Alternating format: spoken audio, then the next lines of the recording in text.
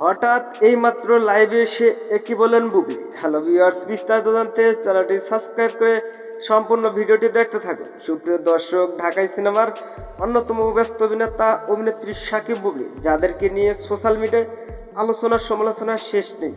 যতটা না আলোচনায় থাকেন সিনেমার কাজ নিয়ে, তার চেয়ে বেশি থাকেন সমালোচনা ব্যক্তিগত জীবন নিয়ে।